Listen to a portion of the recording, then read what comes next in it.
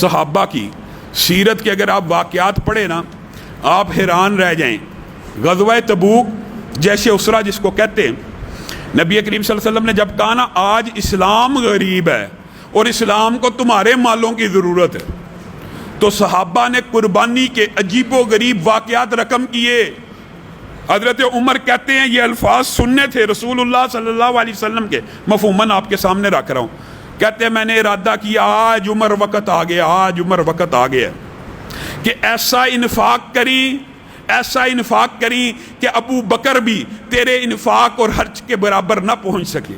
حضرت عمر کہتے ہیں لیکن قربان جائیں ہم ابو بکر کی خاک کو بھی نہ پہنچ سکے۔ میں اپنے گھر میں اس نیت سے داخل ہوا کہ اپنی کل جائیداد کو 2 حصوں میں تقسیم کروں گا، ایک حصہ اللہ کی بارگاہ میں پیش کر دوں گا، رسول اللہ کی بارگاہ میں پیش کر دوں گا، ایک حصہ اپنے لیے رکھ لوں گا۔ اور کہتے ہیں میں سوچ رہا تھا آج مجھ سے آگے کوئی نہیں نکل سکتا۔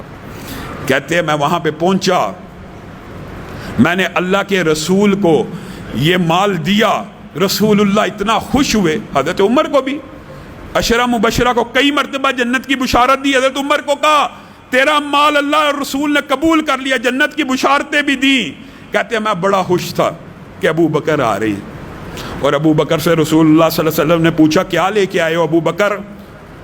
اے اللہ کے رسول جو کچھ تھا سب کچھ آپ کی بارگاہ میں لے آیا ہوں، جو کچھ تھا سب کچھ آپ کی بارگاہ میں لے آیا ہوں۔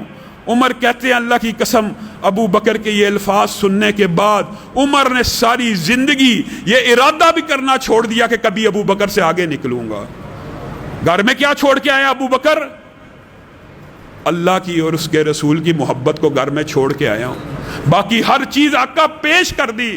عثمان آئے، نبی کریم صلی اللہ علیہ وسلم مسکرا رہے ہیں۔ عثمان تجارت کرنا چاہتا ہے، اللہ سے مفہوم رکھ رہا ہوں، جی ہاں، کون ہے جو اللہ کی بارگاہ میں 100 اونٹ دے؟ میں محمد صلی اللہ علیہ وسلم اسے جنت کی بشارت دیتا ہوں۔ عثمان کھڑے ہوئے کہا میں آپ کو اللہ اور اس کے رسول کی وجہ سے جیسے اسرا کے لیے 100 اونٹ دیتا ہوں۔ نبی کریم صلی اللہ علیہ وسلم نے کہا عثمان تجھے جنت کی بشارت ہو، اور پھر کھڑے ہوئے کہا اب کون ہے جو 100 اونٹ پھر دے؟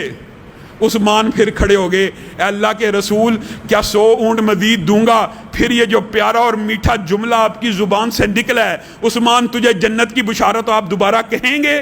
اللہ کے رسول نے کہا میں کہوں گا۔ عثمان نے پھر 100 اونٹ دیے، رسول اللہ نے پھر کہا عثمان تجھے جنت کی بشارت ہو۔ عثمان کے دماغ میں اس وقت عجیب سرور کی کفیات ہیں۔ رسول اللہ پھر کھڑے ہوتے ہیں، کون ہے جو 100 اونٹ دے گا؟ عثمان کھڑے ہوتے ہیں، اللہ کے رسول یہ جملہ دوبارہ ادا کر دیں گے؟ جی کر دوں گا۔ پھر 100 اونٹ دیے، 7 دفعہ رسول اللہ کھڑے ہوئے، 7 دفعہ عثمان نے لبیک کہا۔ رسول اللہ کو سونا بھی ساتھ دیا، اور رسول اللہ صلی اللہ علیہ وسلم جب 7ویں مرتبہ اعلان کرتے ہیں نا کون ہے جو اللہ کی بارگاہ میں 100 اونٹ دے گا، حضرت عثمان کہتے ہیں آقا یہ جملہ بولیں گے تو عثمان پھر 100 اونٹ دے گا۔ رسول اللہ صلی اللہ علیہ وسلم نے فرمایا قط یا عثمان، بس کر دے اے عثمان، بس کر دے اے عثمان، اللہ کی قسم تو آج کے بعد نیکی کا کوئی عمل کرنا بھی چھوڑ دے تو جنت الفردوس میں داخل ہو جائے گا۔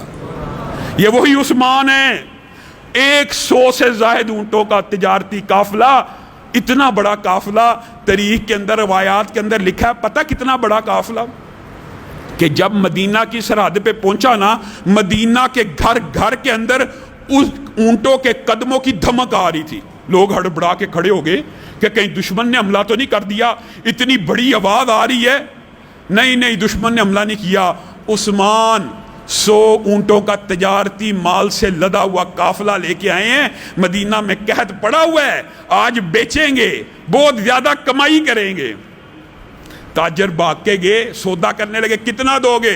جتنے کا قافلہ دگنا دوں گا۔ تم کتنا دو گے؟ 3 گنا دوں گا، 4 گنا۔ روایات کے الفاظ مختلف ہیں، یہاں تک کہ حضرت عثمان کے قافلے کی قیمت 8 گنا تاجروں نے لگا دی۔ تو حضرت عثمان نے کہا ایک تاجر ایسا ہے جو اس سے زیادہ بھی مجھے نفع دینے والا ہے، کوئی اور بڑھانا چاہتا ہے؟ ادھر سے ایک ہرکارا آیا، امی عائشہ نے بھیجا تھا، کہا عثمان کو خبر دو، رسول اللہ صلی اللہ علیہ وسلم نے فرمایا عثمان جنت میں داخل ہو جائے گا۔ حضرت عثمان کی آنکھوں میں آنسو آنا شروع ہو گئے۔